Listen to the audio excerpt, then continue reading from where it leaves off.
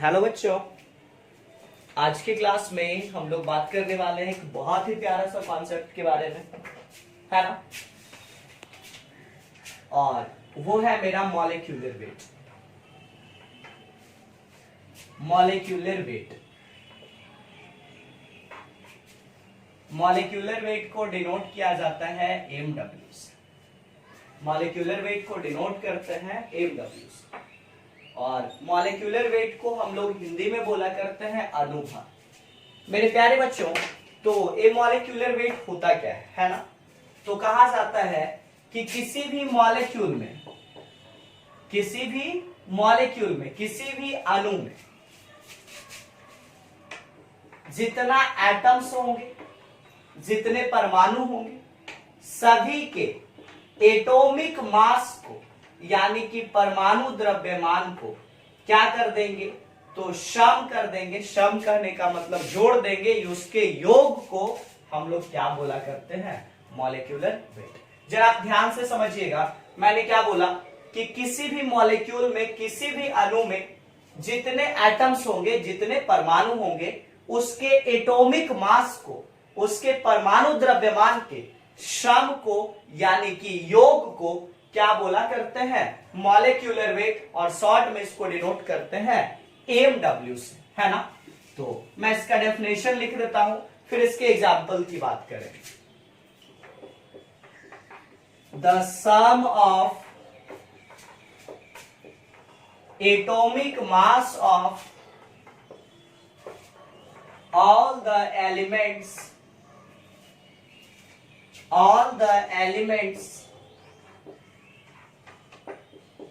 present in a molecule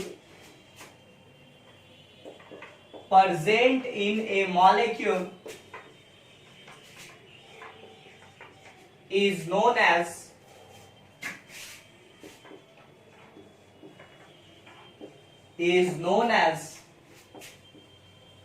molecular weight,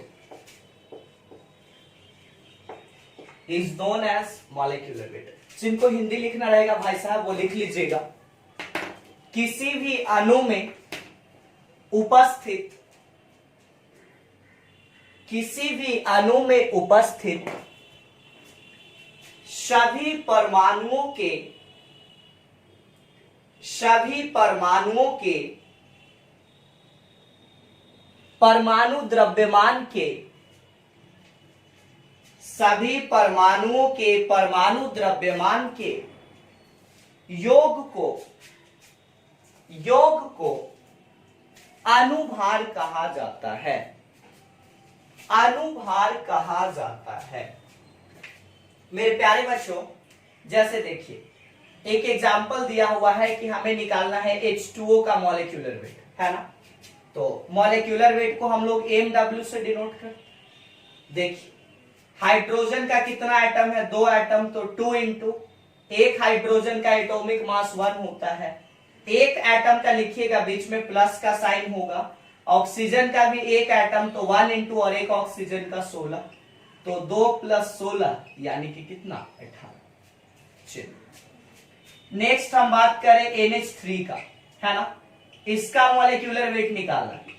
तो देखिए nitrogen का तो एक ही एटम है, तो 1 इंटू एक नाइट्रोजन का कितना, 14, बीच में प्लस, हाइड्रोजन का 3 एटम, तो 3 गुना एक हाइड्रोजन का 1, तो 14 और 3 कितना, 17। चलिए इसी तरीके से हम लोग और आगे बात करते हैं HNO3 नाइट्रिक एसिड का, कि इसका मॉलिक्यूलर वेट कितना होगा, है ना।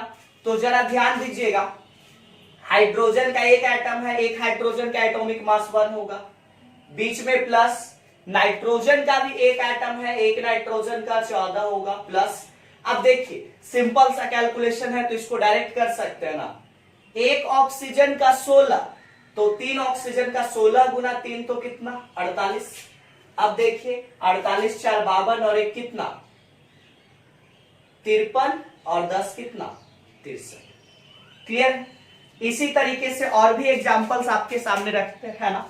बस आपको एटॉमिक मास यानी कि परमाणु द्रव्यमान पता रहना चाहिए, बाकी आप किसी का भी मॉलिक्यूलर वेट यानी कि अनुभार बिल्कुल आसानी से आप कैलकुलेट कर सकते हैं।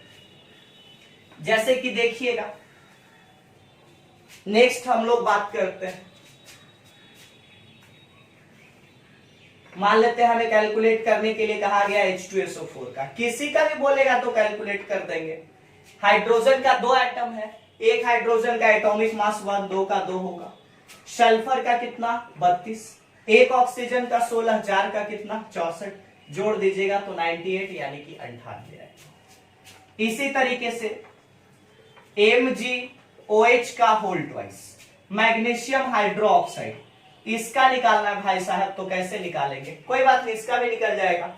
मैग्नीशियम का कितना 24 प्लस ब्रैकेट में, उसको ब्रैकेट में कर लीजिए, ऑक्सीजन का 16, हाइड्रोजन का 1, 2 से गुना है भाई साहब तो 2 से गुना कर दीजिए, तो 24, 16 1 17, 17 गुना 2 तो कितना 34, यानी कि ये मेरा कितना हो जाएगा 58। और भी आप किसी का भी कर सकते हो, कोई दिक्कत थोड़े ना है, कोई भी रहे।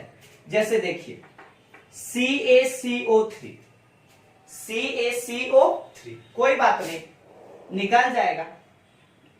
कैल्शियम का 40, एक कार्बन का 12, एक ऑक्सीजन का 16, 3 का 48, जोड़ दीजिएगा 48 12 60, 60 और 40 कितना 100।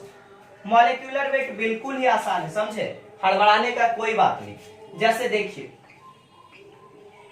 MgSO4 और इनटू MgSO4 और इनटू 7H2, 7H2, इसका भी आप लोग निकाल सकते हैं। वो कैसे, देखिए मैग्नीशियम का कितना 24, एक सल्फर का 32 प्लस एक ऑक्सीजन का 16, 4 का 64, बीच में प्लस ही होगा, है ना। और 7 इंटू H2O का, तो एक हाइड्रोजन का 1, 2 का 2 और एक ऑक्सीजन का 16, 16 और 2 कितनी 18। देखिए आसान था ना, ये नहीं कि यहाँ पे इंटू है तो हड़बड़ाने का कोई जरूरत है, बिल्कुल आसानी से हम लोग इसको कैलकुलेट कर सकते बाबू, इसके लिए आपको टेंशन लेने का कोई बात नहीं है ना। आप ध्यान से देखिएगा, सारा का सारा बिल्कुल आसानी से कैलकुलेट कर सकते हैं ना। जैसे देखिए यहां से क्या हो जाएगा 24, ये मेरा कितना हो गया 4 4 8 और 2 10, 6 3 9 2 11 और 1 12 और ए 18 गुना 7, तो ये मेरा कितना हो जाएगा 126, तो यहां से मेरा कितना हो गया 246। किसी का भी बोलेगा आपको तो आप कैलकुलेट कर दीजिएगा।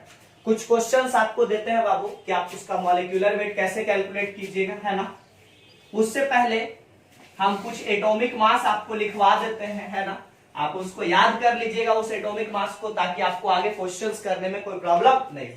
हाइड्रोजन का एटॉमिक मास 1 होता है, हीलियम का 4, लिथियम का 7, बेरिलियम 9, बोरॉन 11, कार्बन का होता है 12, नाइट्रोजन का 14, ऑक्सीजन का 16 और ऑक्सीजन के बाद आपको याद रखना है फ्लोरीन, फ्लोरीन का 19, नियॉन का 20, सोडियम का 23, मैग्नीशियम का 24, एल्यूमिनियम का 27, याद रखिएगा सारे, सिलिकॉन 28, फास्फोरस का 31, सल्फर का 32, क्लोरीन का 35.5, है ना, और क्लोरीन के बाद आर्गन का 40, पोटेशियम का 39,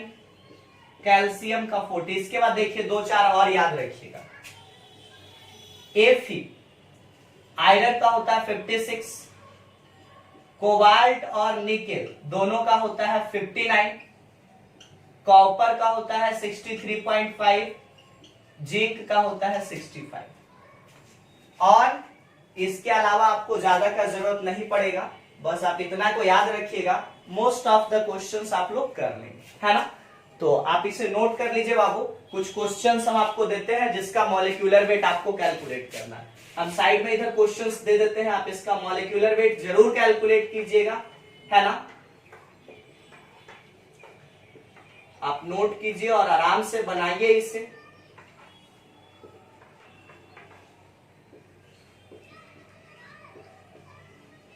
हड़बड़ाने का कोई जरूरत नहीं है, बिल्कुल आसानी से आपसे बनेगा।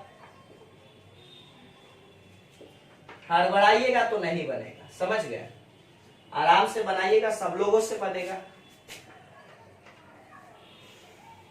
C12 H22 O11,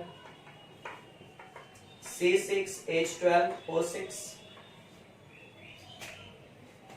और यहां से आप ले सकते हैं Na3AlF6। जो समझ में आता वो फॉर्मूला लिखिए और उसका आप बना दीजिए, समझ गए ना? आपको शर्म करने का कोई बात ही नहीं है। जब तक शर्म कीजिएगा आप कभी जिंदगी में नहीं सीख पाइएगा। सो मेरे प्यारे बच्चों, आप जितना ज्यादा से ज्यादा ये सारे क्वेश्चंस को आप प्रैक्टिस कर सकते हो करो। इसके अलावा आपके मन में जो भी सवाल आता है ना कि इस टाइप के क्वेश्चंस का हम मॉलिक्यूलर वेट कैसे निकालेंगे, तो चाहे वो मेरा क्वेश्चन कोई भी टाइप का हो, सारे का मॉलिक्यूलर वेट हम लोग कैलकुलेट कर सकते हैं, यानी कि निकाल सकते हैं, है ना? हमें टेंशन लेने की कोई बात नहीं है।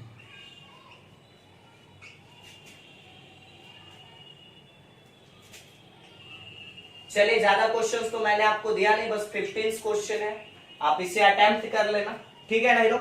मिलते हैं अगले क्लास में, और अगले क्लास में मैं आपसे बात करूंगा कि मोल कैसे कैलकुलेट किया जाता है, नंबर ऑफ मोल्स कैसे कैलकुलेट किया जाता है। और वीडियो देखने के बाद वीडियो पे कमेंट करना नहीं भूलिएगा, वीडियो को लाइक कर दीजिएगा, और वीडियो अच्छा लगेगा भाई साहब तो आप वीडियो आगे शेयर भी कर दीजिएगा, ठीक है ना? और यदि आप हमारे चैनल पे नए हैं तो प्लीज आप चैनल को सब्सक्राइब कर देना। Thanks for watching this video. मिलते हैं नेक्स्ट क्लास में।